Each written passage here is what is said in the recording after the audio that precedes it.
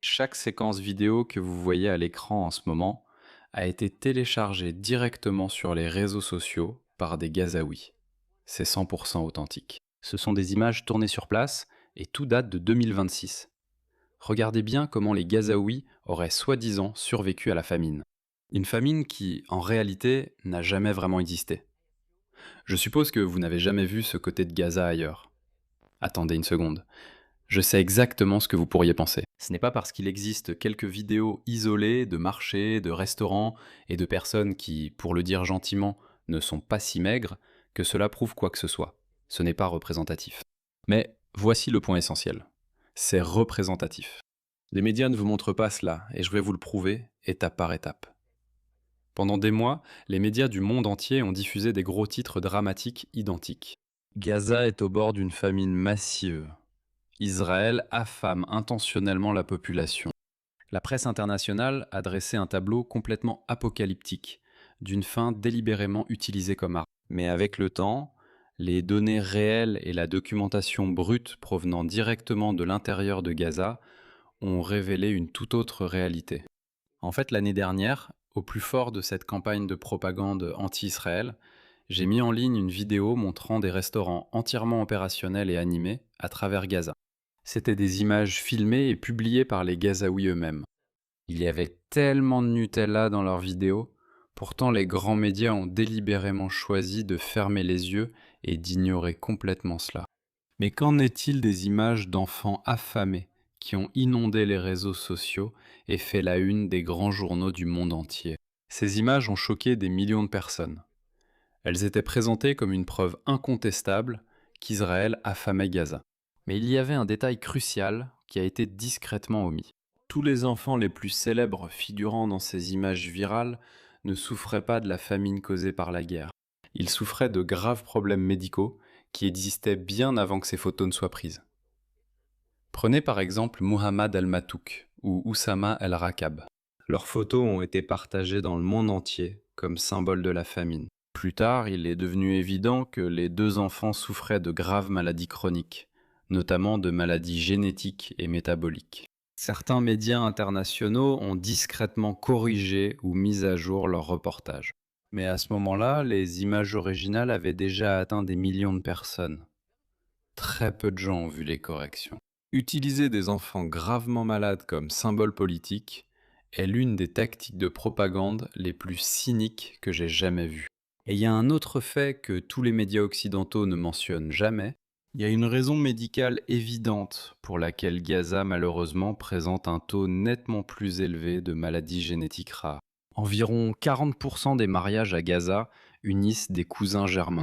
Et lorsque des proches parents se marient, le risque d'anomalies génétiques rares chez les enfants augmente de façon exponentielle.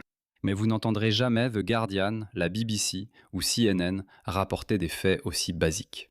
Et si vous n'êtes pas d'accord avec moi, très bien. Prouvez-moi que j'ai tort. Montrez-moi des photos ou des vidéos vérifiées de Gaza montrant des personnes affamées qui ne souffrent pas de affections génétiques préexistantes. Les données officielles ont démontré que, pendant certains mois, la quantité de nourriture entrant à Gaza couvrait près de 100% des besoins caloriques quotidiens de l'ensemble de la population. Donc, si des dizaines de milliers de camions d'aide transportant des centaines de milliers de tonnes de nourriture entraient dans la bande, pourquoi certains civils avaient-ils encore du mal à se procurer des repas? La réponse se trouve à l'intérieur même de Gaza.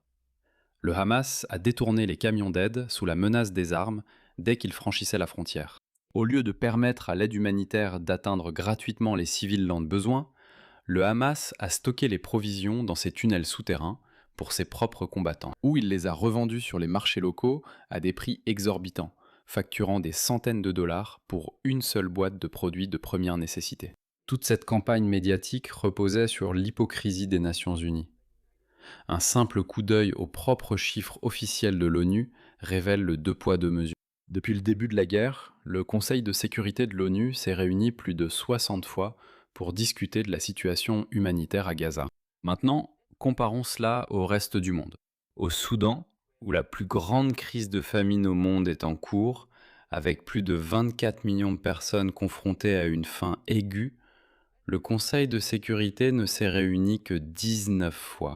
Au Yémen, où 17 millions de personnes souffrent d'une insécurité alimentaire sévère, Le Conseil ne s'est réuni qu'à 2 reprises.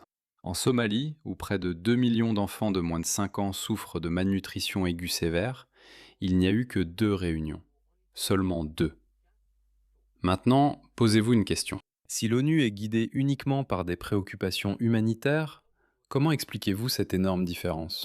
Le Conseil de sécurité de l'ONU n'agit pas par souci humanitaire universel, mais plutôt selon un agenda politique. Beaucoup de gens pensent que l'ONU est un organisme international neutre et objectif. Ce n'est pas le cas. C'est une arène extrêmement politique où des régimes non démocratiques, islamiques et communistes anti-occidentaux détiennent un immense pouvoir de vote. Ils s'acharnent obsessionnellement sur Israël, tout en ignorant de véritables catastrophes mondiales. Et qui paie le prix ultime de ces fausses campagnes contre Israël? Les êtres humains innocents qui souffrent de véritables crises non médiatisées. Les populations du Soudan, du Yémen et de la Somalie qui ont désespérément besoin d'une aide vitale et de l'attention du monde entier.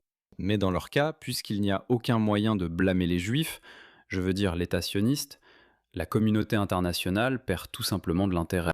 Ni l'ONU, ni les médias, ni les manifestants sur les campus, et certainement pas la funeste alliance islamo-socialiste. Je n'ai pas encore vu une seule célébrité hollywoodienne publier la moindre story pour alerter sur le sort des enfants affamés du Soudan ou du Yémen.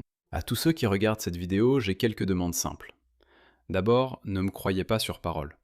Vérifiez tout par vous-même. Faites des recherches sur les cas de ces enfants. Y a-t-il eu des difficultés et de la souffrance à Gaza? Bien sûr qu'il y en a eu. La guerre cause d'immenses difficultés et déclencher une guerre entraîne des conséquences dévastatrices. Mais le récit d'une famine systématique organisée était un mythe politique. Deuxièmement, veuillez suivre la page Gazawood sur les réseaux sociaux, X et Instagram. Toutes les images montrées dans cette vidéo proviennent directement de leur page de contenu, publiée par des Gazaouis. Leurs pages originales ont été fermées à plusieurs reprises par des campagnes anti-Israël. C'est insensé. Les chaînes qui montrent la vérité depuis Gaza, des vidéos publiées par les Gazaouis eux-mêmes, sont attaquées par des campagnes anti-Israël qui ne veulent pas que vous voyiez la vérité venant de Gaza. Alors suivez-les pour voir le vrai Gaza que les médias traditionnels ne vous montrent pas.